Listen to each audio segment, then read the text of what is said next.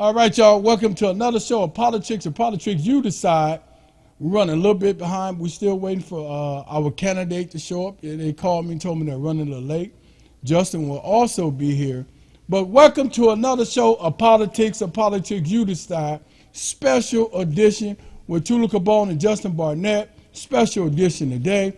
We're looking forward to interviewing our mayoral candidate. Had a blast yesterday with Todd Perkins. So we hope and we know that today will be also another great opportunity for us to have an extraordinary show. So we're looking forward to it. You know what I always say, if you hear the sound of my voice, that means God has blessed you to see another day. Prayers go up, blessings come down, and say amen, amen. So I'm going to give shouts out to Brother R.J. Watkins, as I always do, and Brother Henry Tyler for being the brainchild to start this organization or start this radio station. So I am blessed and pleased and feel privileged to be on this platform for them to start this. Also give shouts out to Miss Maxine, Miss Michelle also, and everybody else that's affiliated with the WHPR family. It's a blessing to be here, particularly seeing how they are canceling or taking funding away from public radio. So we know that this is a blessing. We know that this is a blessing. So there was a famous R.J. Watkins in the background. Shout that out. But anyway, so we wait for the candidate to come. So I'm going to put a couple of things on the floor I want to discuss anyway. One of the things I want to talk about that I'm going to talk about until the candidate get here. My question is, why is it that the media is choosing who should be on these debate platforms, right? And it really disturbs me why the people, listen, the people should be able to choose who they want on the platform, not the media who's choosing only select people, which I'm not criticizing the people that's on the platform during the debate. I'm criticizing the media that's not putting everybody on the platform to debate. Y'all seen the interview yesterday with Todd Perkins. Todd Perkins was not included on several different debates, all right, particularly the one in Mackinac Island, right? But he paid himself to go up there. Our candidate today, right, is one that's being picked and choose, and they decide our interview today, our mayoral candidate, who we're going to be interviewing today, they're doing the same thing. So my question, or my thinking is the media trying to persuade who we vote for by only select a certain people? And I talked to somebody Sunday while I was at the African Fest. She helped draft and write the bill for reparations for slavery with John Conyers in 1989. And she explained something to me that was kind of very interesting concerning the WDIV debate. And she was like, WDIV said they called up to 500 people, and based on the 500 people, they determined who had the highest ratings as far as the mayoral candidate, and that's how they picked who debated on their program. And what she said was something interesting. She said, how did they get that many people to answer the phone and determine for those particular people who to pick to debate? So what she was saying to me was she felt that it was some funny business going on, and WDIV was attempting to curb a vote for individuals that they felt was the best candidate to run for mayor. And I just disagree with that. I think the people are tired of other people selecting candidates for us as opposed to allowing the people to pick for themselves. So, and this is something to really think about, including the council person. We're supposed to be interviewing Thursday, but I want people to really have an open mind about these interviews and about the mayoral candidates on a broader sense. I don't want us to, and I say this with respect, I don't want a mayoral candidate to be picked based on media persuasion. Because again, I'm going to say it again, why aren't they allowing everybody who's running for mayor, all 9 candidates, to stand on the stage and have a conversation? Why aren't they doing that? Because guess what? The Democrats, I think, had up to 12 to 14 people running for president. All of them got up on stage. And eventually they got faded out through elimination process, which I disagree with that as well. I think the people should vote. The Republicans, Trump never attended not one debate, and he won.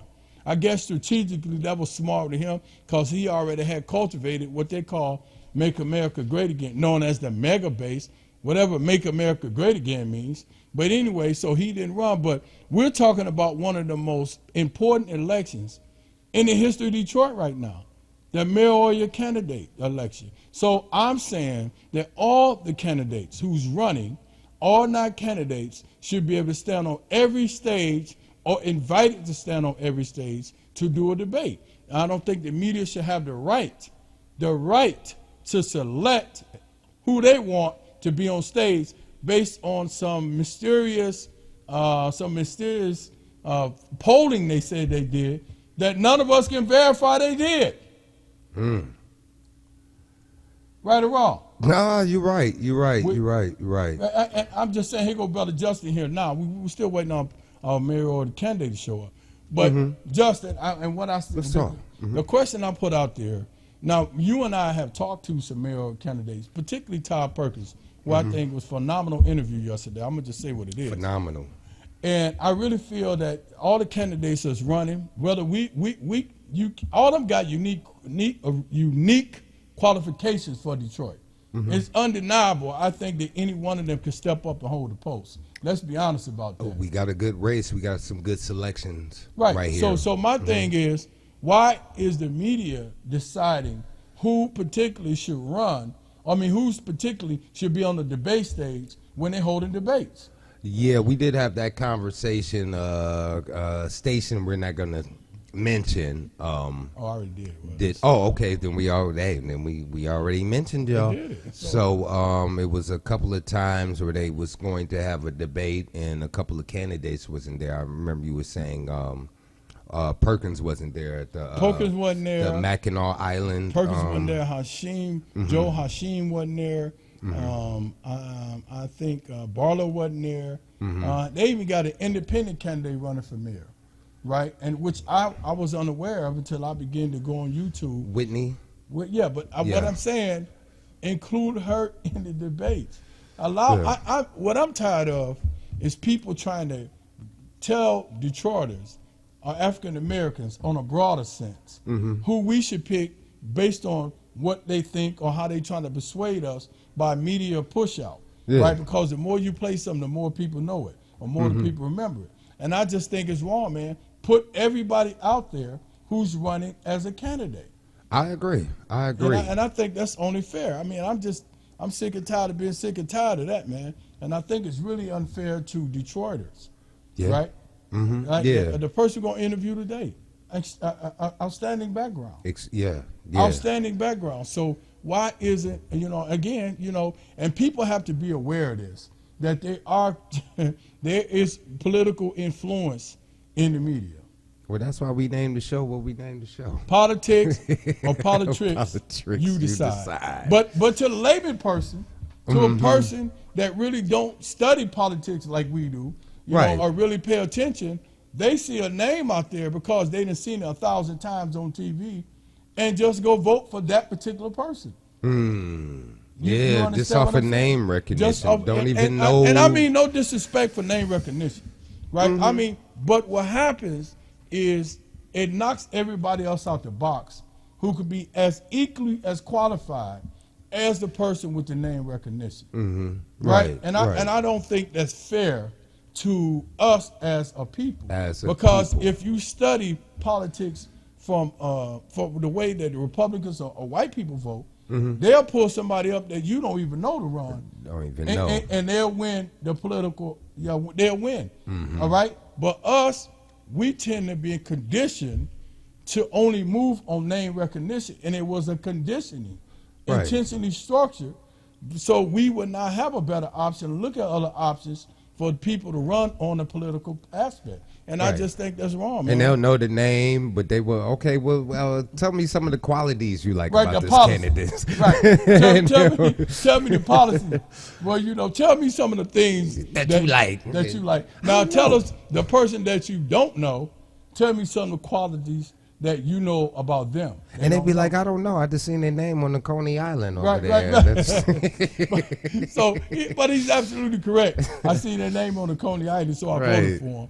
Or I seen him hanging out with Tupac. Mm-hmm. Right, You know what I'm saying? Being right, sarcastic right, right. But just saying that, but it's more to it than that. And this is why, while we're voting for the mayoral candidates, particularly we're speaking about that now, we have to really evaluate the substance of every candidate. You can YouTube it, you can watch every interview they had, and you have to decide whether or not those particular interviews fit your shoe. But we have to be more in tune with the candidates that's running. And let me ask you this question. What do you think makes a good candidate? Well, it depends Is on it relationships, name recognition? What do you think? I think, well, I got it. Well, me personally, I think it's the work they did or the work that you do. The work you put in for all people, not just selected ones, the ones that's not easily persuaded by corporate America to sell their people out for some coins, or I hate to say that, but I'm gonna say it. How during the time of they was building, I think the Little Caesar or something that they was building, and they went and took money from. I remember that. $60 million from Detroit school system. I remember put that. towards that. Then I think it was 2017, somebody shared with me. And I think again in 2024, 2027, we got a phone call. Go ahead. Yes. Go ahead, caller. Go ahead. Hey, how you doing? Hey, how you doing? Good. This is Brandon for 12 Mile USA. Hey, Brandon. Okay. Hey, Brandon, what's going on with you, man? You calling in on our politics show, man. What's happening, man? We talking politics right now, family. I appreciate you calling in Yeah. and giving a shout out. Our brother Ski and them was on the previous show, but yeah, we're definitely talking about politics. But since you're on the phone, what do you think is a good candidate? And if you want to, you can promote whoever you want to vote for as well. What do you think, Brian? City Detroit. Yeah. Yeah, for Detroit. I would say Miss Sheffield. She tapped in. She's a lifelong career politician. Comes from that lineage. She got boots on the ground. She tapped in with the youth. And she's fabric of what it means to be a Detroiter. I think a lot of these other candidates are Oh, a okay. little older. Obviously, she's the youngest one, but a lot of them are older. I think we just need that new breath of fresh air to come through. That's interesting. I like that. Okay, but let me hold on. And being the first female mayor of the city would be awesome. Okay, but let me ask you this: what about Good the other? point. But what about the other candidates? Can you tell me anything about them? I'm not well versed on them like that. So okay, Yeah, nah. so good brother. So let me ask you a question. Then how do you make only a decision about her without knowing about everybody else? That's like you not knowing about the Nikes, but everybody wearing them, but they might not fit your shoes. No, that's true. But from what I also live in Southfield too. So But that's my cool. primary focus. But I understand. But I just know her. I just know. You know her about what? By them tapping in with her or showing her all the time? Tapping in with her, just being observant. And, Okay. with my eyes and my ears open. seeing So what's this is what we going on. just said. There are other candidates, good brother, that have great qualifications as well. So I didn't say there weren't. yeah, no, You just asked me a question. right, no, I'm and I'm answering what I no, want. right. And I'm respecting your space, but I'm Yeah. just saying this is what we was just talking about. How we have other candidates and only the media is only showing certain people. And so that's all we I know. also want to put this out here, Brandon. Thank you for chiming in and Yeah, giving us your absolutely. opinion. Absolutely. Because I also want to say it's no wrong answer when it comes down to the mayor, and I'm kind of putting that out there That's as well. fair. That's fair. And I just want us to be a little more informed as opposed to letting the media persuade what we think. That's all. I respect what you're saying and too respect, as well. Too. respect, Brandon. Yes. Respect. But Hey, I but respect Brandon, I appreciate you chiming in with us, man. And I appreciate you, brother. All right, Hey, good brother. appreciate you too, my man. Okay then. Later, man. Appreciate you, man. Okay, I think he's out here. Give a shout outs to Brandon out there from Southfield chiming in. Mr. Tight, you let him know. And it looks like we also have a guest in the studio as well. Yeah. Okay, so Yeah. we do have a guest in the studio. And let me get back to you with this, Tula. That was my guy that called in, by the way, too. So let him say what he want to say. Hey. Okay, so like I was saying before, there is no wrong answer when it comes out to the decision of whoever you want to vote for Detroit mayor. We're just observing the listeners and how they go about voting as well. We do have a guest in the studio, and I wanted to ask you this real quick, Tula. So what other thoughts do you have as far as the mayoral race? Well, I just think everybody should get a chance, man. And if you don't see me off screen right now, that's fine because we're getting the candidate ready for to come on. But I just think everybody should have a shot, man. I disagree with the media deciding who should debate and who shouldn't. I think that if you're going to do equal time for everybody should have a plan. If you're going to run commercials, let everybody run commercials. You know, I don't think that one person should bop all the time and, shave everybody else out the game. I don't like that. I think that's wrong, and that's that. All right, y'all. I agree. That's a good point. We got our famous guest, and I'm gonna say it correctly, good brother. Brother Joe Hashim. Hashim, yes, sir. Yes. Let's get it. Give him a hand. Brother Joe Hashim running for mayor of Detroit. And let me tell you, the brother is definitely a powerhouse. Mr. Hashim, we're glad you're here. Thank you for showing up. I was listening to some of the stuff you saying on the debate. Absolutely outstanding, and we appreciate you. So with our audience, can you share a little bit with our audience about yourself? Well, I'm a legacy Detroiter. In my own mind, I'm a legend because I opened up doors that had never been opened up before. So I graduated Cooley High. I'm the son of Reverend Charles Gray and Reverend Grace Gray. And so we, family of 7, grew up on the east side of Detroit, graduated Cooley High, though, last year, moved on the northwest side. And so at that point, I did a little college, went to Shaw, had a chance to study under Dr. Joe Cannon, Ben, loved that. Awesome. And also, we basically went to, at 20 years old, I was married, and I started my first business, which was Brothers Party Store. Ended up opening 2 other stores, sold those 3 stores, and then went to wholesaling, and then got an opportunity at the Spartan chain, and started selling to chain stores, and that was very good money. And from there, Kmart's, Winn-Dixie's, Pier 1's. That started me to travel in the world to find merchandise to put on those retailer shelves. And so that was the foundation for my business, 54 years of domestic and international business. And with that, I'm shortening that up a little bit because it's a lot to put in there. I then went into an energy business with MCX Energy down in Atlanta. Green City environmental business here in Detroit. I sold that company. Had a trucking company. My son now runs that trucking company. Oh, that's beautiful. And so from there, I went into building concepts, traveling to different countries, selling those building concepts. That's information or knowledge about how to build buildings or homes utilizing alternative materials that do not compromise the quality but reduces the pricing. That's interesting. And so it's a real great skill set that's needed in Detroit. And then I did 15 international / business delegations to Japan, China, Middle East. Took the largest delegation out of Michigan, which was GM, Blue Cross Blue Shield, Comerica Bank, and 31 other large corporations from this area. And so my 3 delegations were done with Wayne County, to the Middle East and to the China.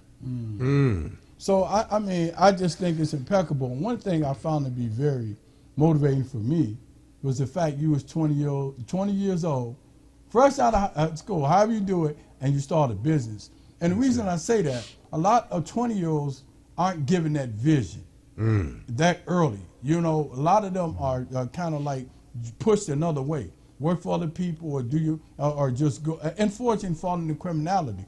So my thing is, what motivated you at 20 to say, okay, look, I'm finna start my own business. I'm finna step out on them, because I think this is something that people need to hear, Mr. Hashim. We need to hear this. A number of credits first go to my mother, because she said, if I see you standing on the corner with them boys, and she had some extra words there, and so she said, you're in trouble. Yes, sir. So at 11 years old, I was out there shoveling snow, doing landscape, you know, hustling, making money. And once I started high school, I mean, that was, you know, big time now, because I started high school at 13. What? Yeah. 13? Yeah, I started high school at 13. What I did, I went to summer school a few years. Back then, you went to summer school. For enrichment. Yeah, you got an opportunity to jump a grade, right? Really? Yes, it used to be like that. You go to summer school, and you could make another grade. Okay, so the old school people know this. And so, having shared that, at 11 years old, I got connected to Vaughn's bookstore on Dexter. Vaughn's bookstore on Dexter. Afrocentric bookstore. Yes, sir. Yes. And they had meetings there. And for some reason, me and my friend, Lyle Noel, it resonated with us. And so 11, 12, we were at Vaughn with the black nationalists, you know, different groups. And 13, I joined the Nation of Islam. Nice. All the way through my high school years. And so basically, we just give credit to all of those great mentors. And then I had Dr. Jokannon Ben and some other great people. But I give credit to all of our black leaders, Martin Luther King, Yes, Elijah sir. Muhammad. Yes, sir. Yes, sir. Because at that time, we received a lot of knowledge and information about who we were and what's the difference between, you know, equal rights, human rights, civil rights, etc. So I give credit to all our black leaders, and I would hope that we as a people stop arguing and fighting about who is the best leader. Let's put them all together and celebrate all of them, because they all stood and fought for us to improve our quality of life here in this country. Hello. Well, I think that's just an extraordinary answer. And I think that following the foot, so you have a model of what you did that I think is implemented now. Would you agree that if that same model was applied to the children going to school now, that we would produce a better mindset of individuals coming out of high school, instead of them listening to, and I mean no offense, Sexy Red, or Kill 'Em. No, that's you know, because back then that stuff was rejected, you know. So we don't have that. So just following your recipe, what you said, would you implement something like that for if you was the mayor of Detroit for children that's in school and up? Absolutely. I'm very concerned about our youth and where they're going and what is opportunities are for them in the 21st century. And so we would definitely set it up. In our platform, we have how during high school, we should, somewhere around that 8th and 9th grade, we should be looking at the data to see what that child may be good at. And work with them at that time. Counselors are very important and they need testing, but they need to ask the child, what do you want to do with your life? At that time, we really should be making sure, actually from kindergarten on through school, every year a child needs to know or get the question, what do I want to do with my life? Facts. And so we start shaping and forming that child so that when they get to a point where they can make a intelligent decision and it shows that they have the skill set or the natural formula for success in that area, then we need to make sure that we are helping to facilitate that. And so where the school system may be falling short, and that's not just public, but I say private and charter as well, as long as they're in Detroit, the mayor should be involved in facilitating their progress. Absolutely. And we should be taking money out of our city budget to make sure that we have the finance and the resources for our children so they will be able to compete in the 21st century. So let me ask you this. Now, I got to ask this question. You would not take $60 million out of the school fund to fund a project, 120, I think it's 120 million together, take it away from the schools to fund a project that has to do with building up a stadium or something like that for the city of Detroit. May I ask that way? I want that money to come out of Detroit's city budget. Makes sense. And this is why, because we need to supplement and we need to work with these school systems to make sure that our children are being successful and can compete in the 21st century. And that's also related to bringing in jobs because companies cannot come into a city if the youth or the young people are not able to read and comprehend and do math. So we need to supplement that. Also, I will, with that type of program, and make sure that our children have opportunities to come into city jobs. So they don't have to leave. And we're hiring so many outside people in these top paying city jobs. So I will address that as well. I want to make sure that we can integrate our children into these city jobs, whether it's police, fire, or any other city departments, from high school. Okay, cool. I also want to know, and Tula brought it up to my attention as well, about the entrepreneurship hub. And can you go into more detail about that as well? Where you were saying that you want to designate a certain place where entrepreneurs for can entrepreneurs. Go. And I'll let you take yes. it. Absolutely. One of the things we want to do is start what we call a safe zone or an empowerment zone. And so we would put a mini city hall, and I know other candidates are saying this now, something similar, but I was the first to share it. I don't plagiarize any candidate. But I just need to make that clear because they're hearing it everywhere. People say, "Oh, you all sound alike." No, they're taken from my platform. Right. So basically, we'll set up the safe zone. We'll have police, fire, mini police station, 24 hours. Have a mental health expert in each area of the city where we set these safe zones up, and then we would accommodate that with shopping. And the city will build these areas. Now, even if it's an existing area that can be rehabbed, and we'll do that. But in some areas of the city, we're going to have to build new locations. Maybe we'll have shopping malls in there as well. And we'll be focused on entrepreneurs who need a place that they can open up to do business at a reasonable lease or rent. Because right now we know those rents are sky high.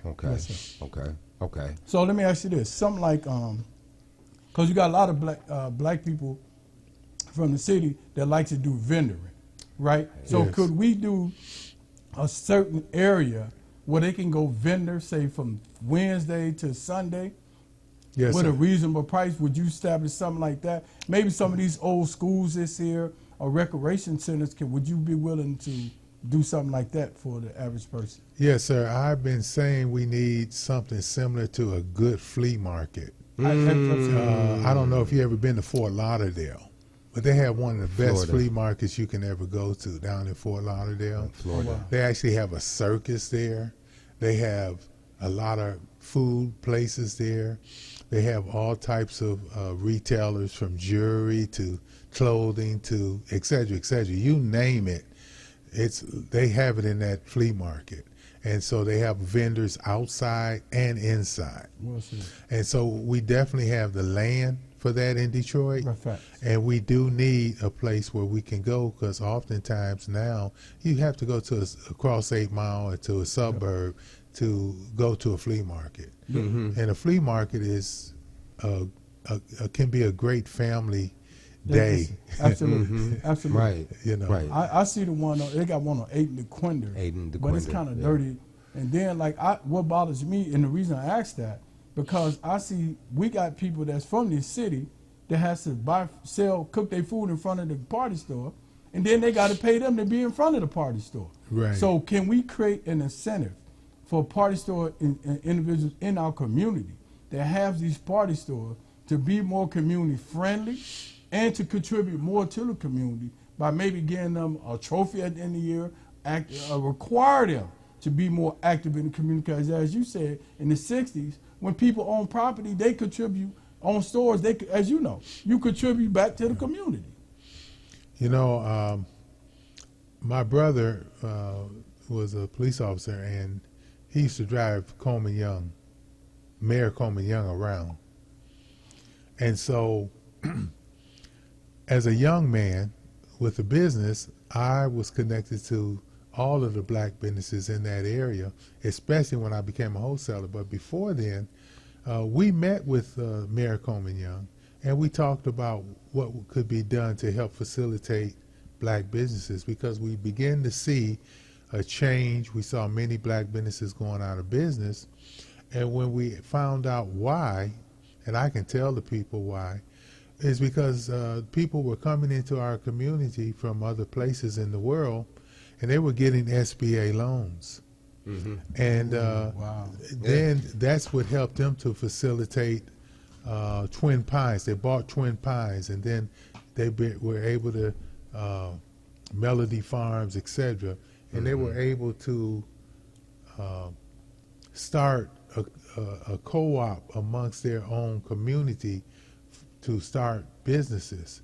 At the same time, your SBA loan was denying black businesses loans. Oh, wow. So many black people, even if they had liquor license, which was very valuable back then as it is now, and they had to sell their retail outlets because they couldn't make it anymore. You can't modernize, you can't increase your inventory of products, etc.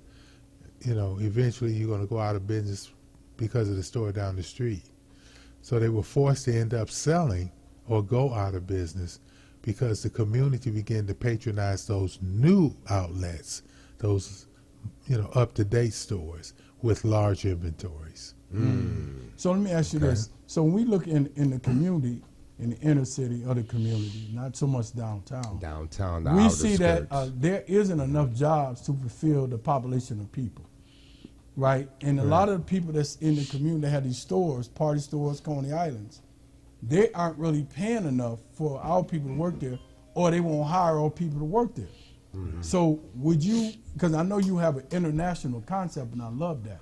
So would you encourage other businesses from outside of Detroit to go and invest in the inner city, 6 Mile of Gratiot, 6 Mile of Woodward, 7 Mile Finkel and all that? Would you encourage them to come there? Oh, absolutely. In fact, that's in our platform. Okay. They can go to JOELH4FOR mayor.com, and they can read our platform there, and we have that there. You know, we took, in one trade delegation, when we took the 34 large corporations to the Middle East, to Qatar, Dubai, Abu Dhabi, and we opened that up for the governor and those corporations and Wayne County exec. So when we took GM, give you an example, they were making less than $1 billion in the Middle East. And so now, 2024, they did $30 billion. Oh, wow. Now, we facilitated that. So if we did that for those corporations, we could certainly do it for Detroit.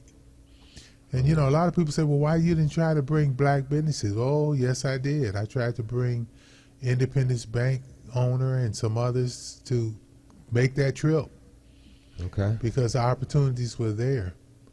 But you know, sometimes when you don't have an understanding of international business and how to grow your business, and you don't have an open mind for it.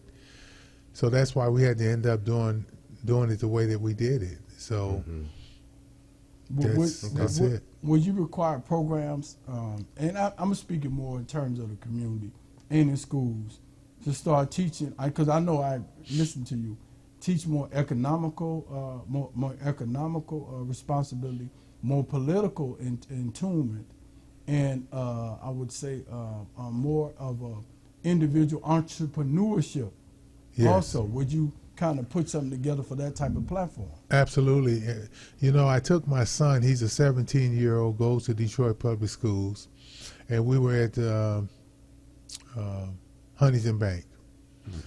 And the bank manager sat down with us and basically explained to us that he was a mentor for children at 6th, 7th, and 8th, and 9th, and 10th grade, where he goes into those schools and starts teaching them financial literacy. Good. Good. So they're ahead of our children because we don't have such a program. Okay. And so absolutely, that would be something I definitely will support, something that I've advocated for. And long story short, to go back on the tail end of your question, that's what our platform is about, bringing finance into our city treasury, bringing money into our community. That's right. And that's why, if I'm allowed to just go a little further with sure. this. Go ahead, talk. That's why I proposed for a new industry here in Detroit. The community has to understand that all of these assets that Detroit no longer controls because they were leased out, including our water. So when you look at our water company, that's $1 billion, okay, a year. They only give Detroit $30 million. Wow. Then they take that back with the extra fees of water runoff, etc. So the last asset that we do have is our land. And we always say when you have land, water, the ability to make cheap energy is a recipe for prosperity. The question now is, for the conscious minds in Detroit, those people who say, yeah, we know what's up and what's happening. All right, so now we look at Detroit as 1/3 land, approximately 48 miles. City of Boston is 48 miles. Has a real estate appraised value of about $270 billion. That's Detroit? That's Boston. Oh, Boston, okay. But it's 48 acres. Same. The same amount of land that's in Detroit right now available for real estate development. Oh, wow. So now I have proposed a new industry, which is housing. Okay. I shared I spent 20-something years in housing, selling concepts. So we would do that here in Detroit, and the people would get ownership, and it would be a municipal manufacturing for housing. Now, what does this do? First of all, you look at the land bank, it has about 60,000 lots now. You put a 1,200 square foot home on it, or a 1,000 square foot home, you're talking about 125,000 to 150,000. So now you're talking about just around $9 billion. The total opportunity for building on this real estate is $100 billion.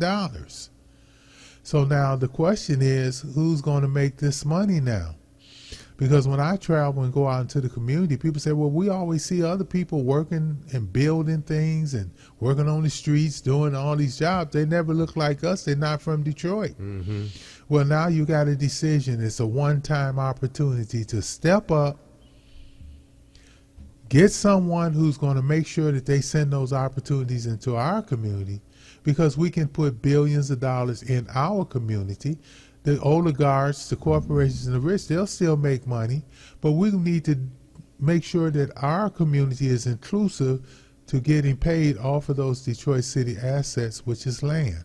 I like that. So if we pass that up, it's going to be a lost opportunity because that land will be allocated, and all of the other developers from all over the world and the country will be in there, and they'll be bringing their workforce from outside the city. Yep, And so our community will get the crumbs off the table.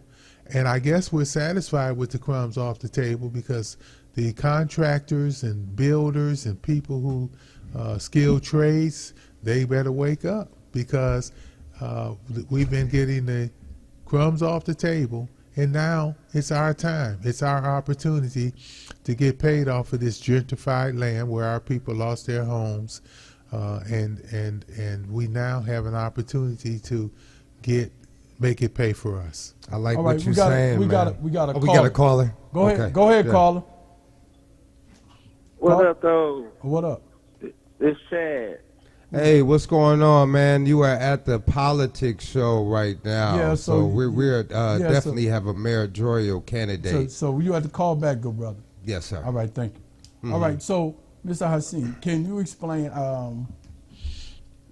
what is your plan for public safety? I think you had a great concept. I was listening to you explain it, and I think it's good. So it's a two-part question. What is your plan, and will you get a pay increase to those who are first responders? Oh, absolutely. We need to make sure that we pay them at the standard so that they don't go to other communities for higher pay. So the most important thing is we need to focus on bringing money into our city treasury so that all of the programs that we need to implement, even the Detroit City retirees being made whole, current Detroit City workers, because they're going to be coming up for negotiations for contract talks. So we're looking at the bankruptcy finance, the state finance group that's dealing with the bankruptcy. They're still overseeing Detroit. So we need to bring in money into our city treasury. And that's why we need to focus there. So public safety is very important. You can't bring in companies, people. You can't do anything to improve our quality of life as long as people are not safe. So we would do all that we can by implementing the programs. I just spoke about the many police stations coming back, and also we want to make sure that we increase our lab. We need a lab in Detroit, a homicide lab, so that we can address violent crime and homicides. And I think when people know that they can get caught, some of that will stop. But also by bringing money into our city, it doesn't matter if you're on the street to make money or you've got a professional or retail or whatever. Once money is seeded into the community, everybody gets paid. And when money and resources are in the community, crime also goes down. That's right. So the fact that they never put those resources in the community. And so we also look at how we going to re-implement or redesign our police department. So we need a new lab so that we can solve crimes, especially homicides. And so here again, I'm the only candidate that's proposing that because we have a lot of people who have been victims of homicide or their family members, and they're not at peace. They're upset and angry about the fact that those crimes were not solved. So we want to make sure that we address that as well. And then I have a long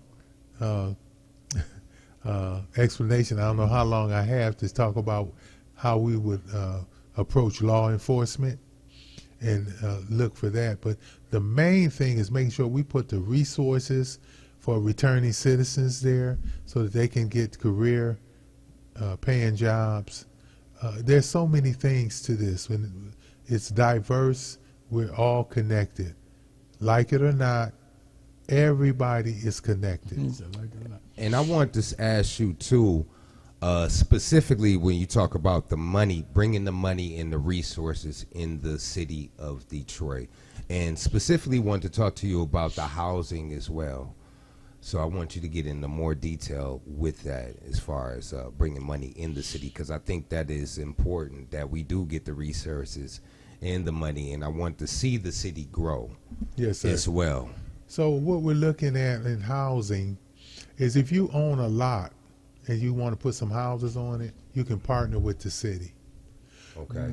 By the city partnering with large concerns to do the mass production of quality homes, we now have a influx of money into our treasury. And then I want to introduce, we'll partner with a financial institution, even though I've proposed Detroit to have their own public bank, municipal bank, so that we can address redlining and all of the issues that we have dealing with money when we're discriminated against by these financial institutions. So Detroit having their own public bank, the people own it. And so we got to understand that Detroit used to own their own assets, then they and their own services, but then they started privatizing. So now what that did was a lot of Detroit people lost their jobs. And these private companies, you know, they halfway do things and they're getting paid these big contracts. And they, of course, the workers are, you know, cost is reduced. But that's not good for Detroit. So understanding that we are going to be able to bring money into our city treasury on housing. Then we have the issue where people need to have affordable housing, affordable rents. So now we're introducing, depending on age, a 35-year mortgage, a 40-year mortgage, a 50-year mortgage. Why? Because now we see inflation, the cost of building, the cost of finance. And so now, by extending those mortgages, we can make it more affordable to people who want homes, as well as having a literacy program for people so that they can buy into an affordable home. So that's putting money in the treasury. Now, got a couple more quick ones. We can have a racetrack in Detroit for motorcycles and cars, and let the different motorcycle and race car clubs, etc., instead of them doing their thing on the streets, let's give them a place to do it safely, and at the same time bring money into our city treasury, because they can sell tickets, they can partner with the city, they can rent the facilities for their promotions on racing and stunts. Then that will bring people from all around That's facts. Michigan and Ohio, Indiana, and across the country. Okay? And then we have scenarios where we can allow people to choose their entertainment at our festivals. So let them get on the computer and vote what entertainers they want to see. Oh, really? And so then we can bring those entertainers in and sort of bring back the spirit of Detroit, you know, Motown and techno, and, you know, but now people vote to see who they want to see. So, you know, we can put a little money on it. It doesn't have to be a big, expensive ticket. I like that. But the city will partner with the people to make those venues happen at different city venues. We also have some other areas where we can bring in revenue. I promote international trade, so now I want to promote sister cities in Africa, in South America, in the Caribbean. This is great opportunities for us to become sister cities with many of these places where business opportunities will come from both sides. And I don't know if people really realize it or not, but the Caribbean is a phenomenal opportunity to do business. They need everything. They're on these islands and they don't have any manufacturing. They have to import almost everything. And so that's great opportunities for business here in Detroit. And here again, utilizing our Detroit City Airport to bring in tourists and to let people fly out, to also bring more revenue into our city treasury.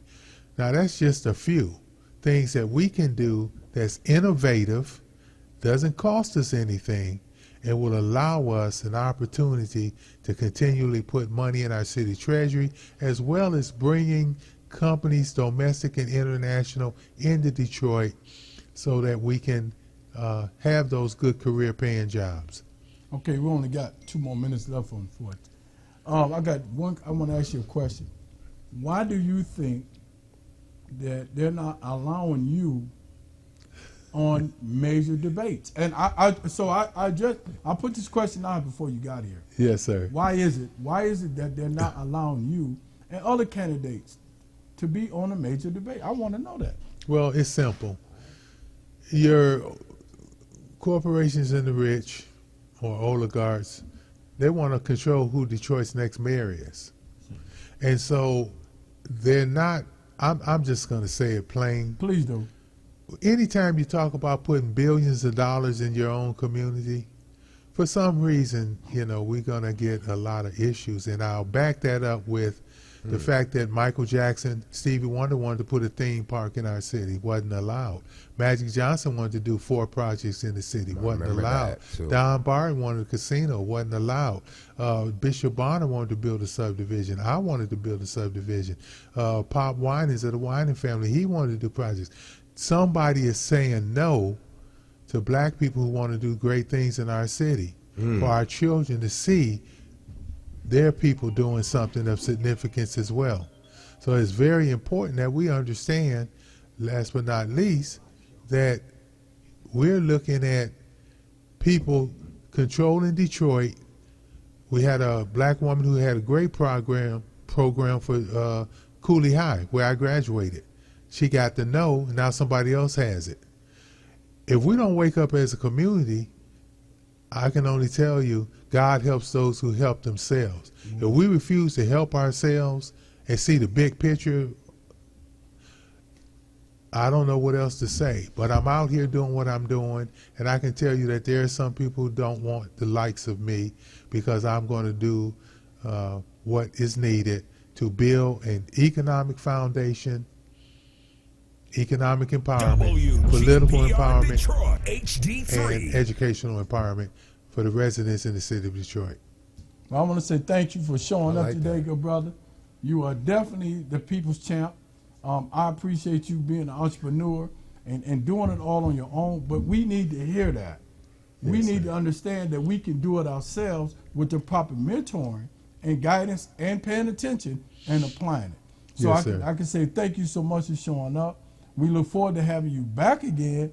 Hope you say yeah, because your business knowledge I love it. is just impeccable. And we could just let have you on there just to talk about that. And Yes, we want sir. the city of Detroit to grow as well and continue to grow. And we want the city to continue to look good as well. And I too. just So want to that's say, the and this main is what I thing. said as well, I'm advising people that when they're voting, vote, study the candidates, dates. Just don't let the shiny object influence you to vote for somebody. That's So, right. Mr. Hassim, thank you so much for being here, and we appreciate you, good brother.